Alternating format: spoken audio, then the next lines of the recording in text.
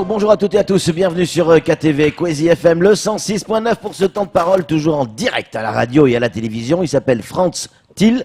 Il y a un nouveau diplôme qui est en train de se mettre en place du côté de l'université de Dembéni, un DU, un diplôme universitaire. Quoi ? Non, un DU, un diplôme universitaire, Camar, puisqu'on va parler et notamment sur les valeurs de la République et la religion. Alors, Frans est avec nous. Frans, bonjour. Bonjour Patrick. Est-ce que c'est pas un débat déjà dépassé ? Il a existé à une époque, sous l'ère Sarkozy, la place de la religion dans la République, et on en fait un diplôme. Alors oui, on a fait un diplôme. Ce diplôme, c'est pour répondre d'abord à une demande institutionnelle au départ, puisqu'il a été réalisé pour la première fois donc par l'université de Dembéni, par le CUFR en 2015. Il était plutôt à destination des cadis, pour rappeler le cadre institutionnel et donc voir une insertion du fait religieux et notamment de l'islam mahorais dans le cadre républicain. Alors, ça veut dire quoi ? On va avoir des gamins qui vont essayer d'apprendre quoi exactement et qu'est-ce qu'ils vont pouvoir faire de ce diplôme après ? Ça va leur servir à quoi ? Alors, pas du tout. C'est pas des gamins. En général, bon, alors là, on a une autre tonalité, c'est-à-dire que en fait, il est destiné plutôt, j'allais dire, un peu il est ouvert à tous. Tout le monde. Donc, les adultes. On est passé, c'est plutôt justement des cadres institutionnels, des fonctionnaires, par exemple, DAFPEN, vice-rectorat, pourquoi pas RT, enfin, etc. C'est pour offrir une connaissance à la fois du fait religieux, une connaissance de l'islam, et donc rappeler et surtout avoir une connaissance des cadres institutionnels et des cadres de la loi, avec donc on a des spécialistes, donc c'est un diplôme universitaire, donc nous avons des universitaires qui viennent, ce qu'on appelle des missionnaires, qui viennent des universités par exemple de Lyon 2, de Montpellier, des privatistes, des spécialistes en droit privé, des spécialistes en droit public, des sociologues, moi-même qui vais enseigner donc la géopolitique et l'approche de la radicalité ainsi que les indicateurs de basculement. Et vous avez l'expérience qui permet de le faire, Oui. Donc moi j'ai travaillé 20 ans au contact de détenus radicalisés, et donc je suis spécialiste moi de la radicalité et de la géopolitique du Moyen-Orient. Et donc ce diplôme permet à la fois d'avoir une meilleure insertion et de connaissance du fait religieux dans le cadre de la République, les valeurs de la République, en rappelant justement toutes nos valeurs et tout le cadre institutionnel. Donc vous le disiez à l'instant, je plaisantais un peu quand je disais ces gamins, bien évidemment, sont ces adultes qui peuvent être chefs de service, cadres, etc., qui vont repartir sur les bancs de l'université pour ce fameux diplôme, mais vous n'avez pas répondu à la question. Ok, ils vont acquérir une connaissance sur ce sujet-là, mais à quoi ça va leur servir ? Des exemples ? Moi, je pense que c'est aussi, par exemple, quand on est confronté à des dérives radicales ou quand avoir une meilleure connaissance un petit peu à la fois de l'islam et justement de faire le distinguo entre islam et emprise mentale, dérives sectaires, radicalité, radicalisation. Oui. Alors moi, j'ai mes petits mots à moi. Je veux dire, je distingue un peu radicalité, radicaux, radicalisation. Alors, pour info, c'est mon avis. C'est-à-dire que par exemple un salafiste, un salaf. Pour moi, c'est un radical. Wow, évidemment, ça fait pas peur. Vous allez vous faire des amis. Là. Oui, je vais me faire des amis. C'est-à-dire, qu'est-ce que c'est quelqu'un qui est radical ? On peut parler de radical dans le catholicisme, dans le protestantisme, dans l'idéologie communiste. On parlait de les bouddhistes. Voilà. Qu'est-ce que c'est qu'un radical ? C'est quelqu'un qui est persuadé d'avoir raison, et qui va s'enfermer dans cette logique. Bon, là, c'est un retour à salafia, c'est-à-dire à une vision spatialisée, temporalisée d'un temps qui est vécu comme un âge d'or. Bon, et quand on est 10% et qu'on a raison par rapport à 90% avec peu de tolérance vis-à-vis de ceux qui ont soi-disant tort, on est radical. Mais le fait d'être radical n'implique pas du tout la violence. Les piétistes, au contraire, ce qu'on appelle les salafs piétistes, sont protégés, j'allais dire, de la violence par un cheminement de la foi qui les met complètement à l'écart de la notion de violence. La radicalisation, c'est autre chose. C'est-à-dire, ce sont des hyper radicaux. C'est des gens qui, par un processus de cheminement, vont justement vers une forme extrême de la radicalité et vers la violence. Donc on distingue, pour moi c'est pas du tout la même chose. Donc vous voyez par exemple quelqu'un de radical, par exemple dans le White Power aux États-Unis, c'est quelqu'un qui développerait des idées racistes. À partir du moment où il pousse ce cheminement par un processus extrême, il peut aller jusqu'à dessouder... Le dictionnaire français le dit très bien. Être radical, sans parler de religion, on peut être radical dans une discussion, dans un débat. C'est pour ça qu'on est radicalisé. Bien sûr. Et aller jusqu'à la violence. Cela étant dit, est-ce que, la question elle est très simple, est-ce que quand on est radicalisé, est-ce qu'on est passé par l'étape radicale? Ah non, pas du tout. Enfin, pour moi, Pas je veux dire, forcément. justement, pour moi, les piétistes, les quiétistes sont des gens qui sont protégés un peu de cette violence parce que, Ouais.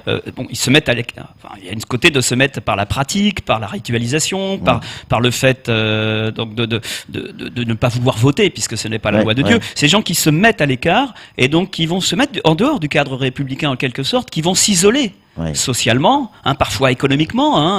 Moi, j'ai rencontré beaucoup de détenus qui après reprenaient d'une activité de travail, mais comme il y avait les 5 prières, on peut pas faire tel type de boulot. Vous voyez, ils vont se mettre à l'écart. D'accord, mais ils sont absolument pas dans un système de violence et ils bannissent et détestent en fait tous ceux qui sont passés dans une radicalisation qui est ce qu'on appelle le djihadisme, qui prône la violence. Au contraire, vous savez, dans ce qu'on appelle les salafs, vous avez 3 types, moi ce que j'appelle 3 nuances de vert, c'est-à-dire les piétistes quiétistes, les entristes, ceux qui sont rentrés en politique, comme Narda en Tunisie, voilà, paix et justice au Maroc, en Égypte. Oui, l'épisode Morsi. Ouais, on pourrait parler au niveau géopolitique entre la lutte de etc. leadership Bien entre sûr. le Qatar et l'Arabie Saoudite, entre entre les Wahhabs et les frères Muses. Donc bon, voilà. Et donc effectivement, ils sont plutôt protégés de la violence. Le problème, c'est que justement, c'est ce que j'expliquais des fois dans des conférences, et moi je l'ai bien vu en prison, c'est-à-dire ce discours ambiant salaf est un terreau à des jeunes qui ne connaissent rien de l'islam, qui sont déstructurés, qui sont alors moi je peux pas prendre parti sur Mayotte puisque j'ai pas encore l'expérience, ça fait qu'1 an et demi, j'ai pas le recul, mais vous voyez des jeunes qui sont en déshérence sociale, qui ont perdu les valeurs, qui ne sont plus cadrés par les madrasses, la chenille, qui avaient un rôle quand même important, les parents qui des fois sont des mineurs isolés et qui eux le discours, la petite musique salaf qu'ils ne comprennent pas, ils vont pas aller vers ils vont avoir une connaissance de l'islam, mais ils vont la formater et on va leur formater telle qu'on la veut. Ouais. Et donc dans ce cas-là, eux peuvent être attrapés et eux peuvent dériver vers la violence sans passer par la case piétiste à un long moment. Je veux dire, le piétiste, il va faire un effort sur lui, il va faire une résurgence de sa foi, il va chercher justement cet islam qui est idéalisé. Et il va y rester. Tandis que le jeune qui a peu de connaissances, il peut dériver vers autre chose. Bien sûr. Est-ce que tous sont passés par la case madras? Non, pas du tout. Pas forcément. Non, pas du tout. Avec Ouais. les imams, ce que j'appelle les imams Ouais. youtubeurs, les imams Dailymotion. Non, justement, c'est les réseaux sociaux. Ouais. Parce que les réseaux sociaux, les jeunes, ils sont à fond là-dessus, la oui. génération Facebook. Et c'est plus facile pour les isoler. Vous voyez, ils vont avoir un émir charismatique qui va visuellement les harponner, et en fait ils vont être isolés parce que l'emprise mentale avant elle se faisait par un individu qu'on voit de visu. Aujourd'hui l'emprise mentale elle peut se faire par les réseaux sociaux parce que les jeunes sont vissés sur leur portable, vissés sur les ordinateurs, et donc on peut les déconnecter du monde réel. C'est-à-dire ça va être un apprentissage virtuel, et là l'emprise mentale je pense qu'elle est encore plus forte qu'à l'époque d'Al-Qaïda. Vous voyez, je veux dire avec Daesh on est passé sur la forme 2.0. Bien sûr. Est-ce que aujourd'hui, on le voit bien, notre système républicain est en échec face effectivement au terrorisme, même si on est dans l'action, la réaction, mais pas dans l'action préventive. Est-ce que c'est pas la religion elle-même qui peut arriver à aller au secours de la République, notamment pour la radicalité? Est-ce qu'on n'a pas besoin est-ce que c'est pas par la religion qu'on va pouvoir combattre? Oui, alors moi ce je suis phénomène? pas justement ce que je pensais en maison d'arrêt. J'avais d'ailleurs travaillé avec les imams. Ouais. C'est-à-dire que je suis pas du tout un laïticard. Je parle de laïticard, c'est une forme de radicalisme, de laïcité radicale. Je pense que les religieux ont une importance. Alors je suis pas suffisamment de recul pour Mayotte, mais je pense que les cadis, que la madrasse peut avoir un rôle important de recadrage. C'est-à-dire il faut travailler ensemble parce que par exemple pour la prévention de la radicalité, il y a pas une recette. Il y a des gens qui vont travailler par exemple sur l'affectif, retrouver des liens familiaux. Je pense à Madame Bouzard.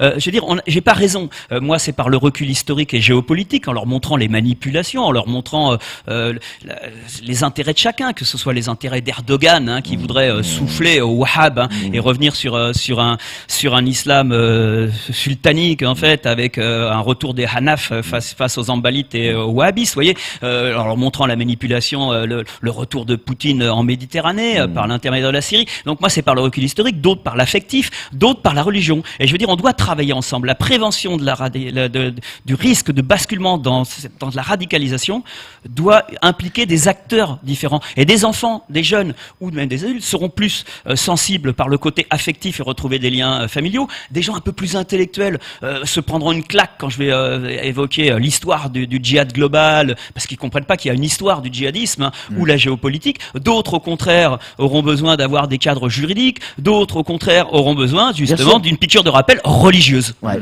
Donc je n'exclus pas justement les religieux, à condition de savoir de quoi ils causent. Oui, forcément. Voilà. Mais, c'est-à-dire un rôle de surveillance. alors justement, pour aller encore plus loin dans cette discussion, est-ce que la madrasse ou les madrasses telles qu'elles existent aujourd'hui, qui ont évolué, je parle de Mayotte cette fois-ci, Oui. qui ont évolué à une époque, et c'est pas Camar qui me dira le contraire, ou ceux qui nous écoutent, c'était les Mahorais qui faisaient la madrasse. Ouais. Aujourd'hui, de moins en moins, ce sont les Mahorais. Les Mahorais travaillent. Aujourd'hui, de plus en plus, ce sont des gens qui arrivent de l'extérieur, qui ont appris la religion ailleurs qu'à Mayotte, certains en Égypte, certains en Iran, et qui sont pas forcément radicalisés, mais qui ont une vision déjà différente et qui enseignent à nos gamins cette religion. Est-ce que ça peut être un danger? Alors moi je me pose la question, j'ai pas le recul et j'aimerais bien d'y discuter et puis voir un petit peu comment bon j'ai déjà un petit peu des notions et des visées, mais je n'ai pas suffisamment de recul. Ce que je veux dire, c'est que la madrase c'est quelque chose d'intéressant, ça c'est sûr, parce que par rapport au Shoni où il y avait un apprentissage, j'allais dire totalement décontextualisé de la religion par un apprentissage du Coran par cœur, la madrase va apporter quelque chose. Mais effectivement, il y a par rapport à des cadis qui parfois peut-être vis-à-vis de gens venant de l'extérieur donnaient l'impression d'avoir un certain syncrétisme en laissant des pratiques issues des Maquas, des pratiques traditionnelles qui coexistaient avec l'islam. Eh bien peut-être qu'on peut avoir effectivement, je ne sais pas, une espèce de recadrage sur une vision plus rigoriste et littérale qui laisse moins place aux valeurs culturelles mahoraises sous couvert de ramener à un islam pur et donc qui pour moi est plutôt un islam spatialisé, temporalisé, sur un retour avec peut-être une petite tonalité salaf, sous couvert effectivement de ramener le curseur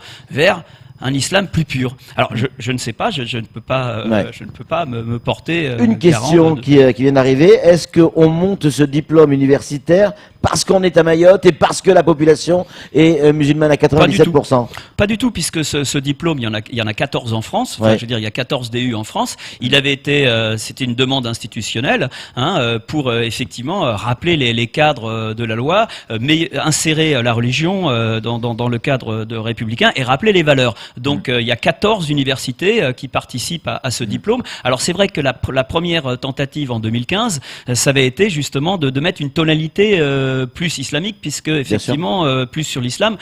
Donc on tient compte de la spécificité mahoraise, mais c'est pas du tout un diplôme qui est fait pour Mayotte, pas du tout.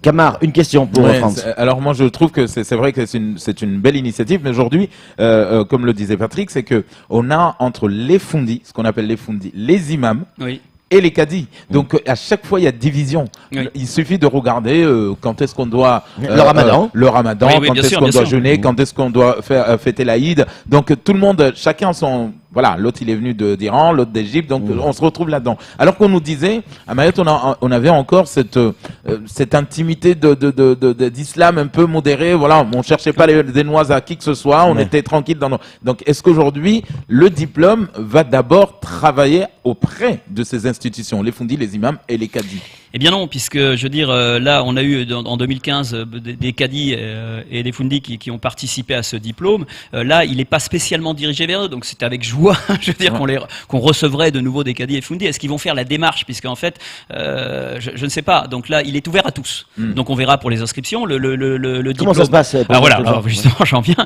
C'est quelque chose d'important. Le diplôme commence début octobre. Enfin, les cours vont commencer mi-octobre, fin octobre. Les inscriptions démarrent dès maintenant, dès le 1er septembre. Voilà, on a un mois pour avoir des recrues, j'allais dire.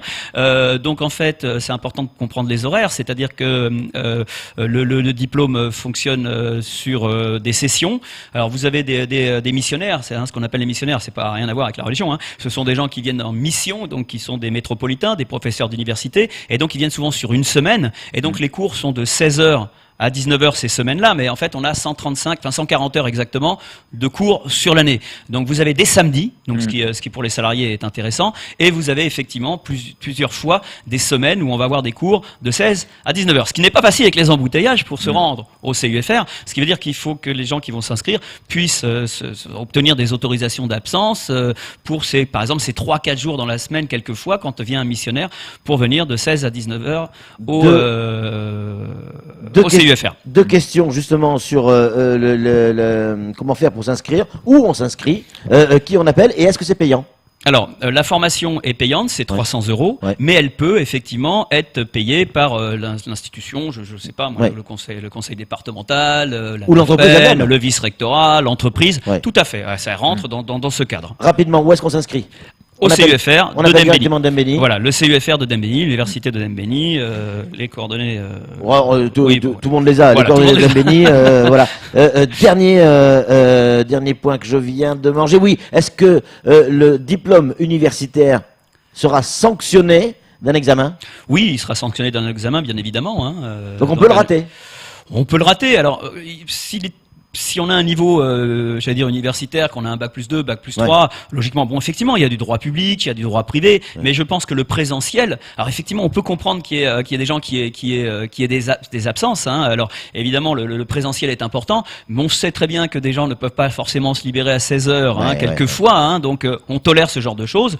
Ça peut être un petit peu préjudiciable pour l'examen. C'est vrai que pour venir à 16 heures au CEFR, faut partir de Mamoudzou à 15 heures. Est-ce que rapidement, est-ce que les élèves vont devoir faire des stages? Non, pas du tout. Non. D'accord. Non. Il y a déjà des c'est gens purement un diplôme universitaire. Il y a déjà des gens qui sont allés sur le site, qui sont renseignés. Vous avez dit 300 €, il y en a un qui l'a trouvé à 200 € sur le site. Oui, bah là parce que ça avait été réactualisé. D'accord. Effectivement, au départ, on avait pensé à 200 €, et puis finalement, pour une question budgétaire par rapport aux subventions de la part de notre gouvernement, on a tablé sur 300 € en fonction du nombre de candidats. Il y a beaucoup de gens qui sont intéressés par cette formation. Renseignez-vous. J'aimerais bien. Directement du côté du centre universitaire et un diplôme universitaire sur ce thème. Eh bien, ça peut servir. Et puis ça fait une ligne sur un CV, c'est toujours quelque chose de très intéressant. Et c'est une ouverture. Donc c'est avec plaisir que je vous accueillerai. Frantz, merci beaucoup d'être venu sur ce plateau et d'avoir répondu à nos questions. C'est tout pour ce temps de parole. Tout de suite, la suite de nos programmes.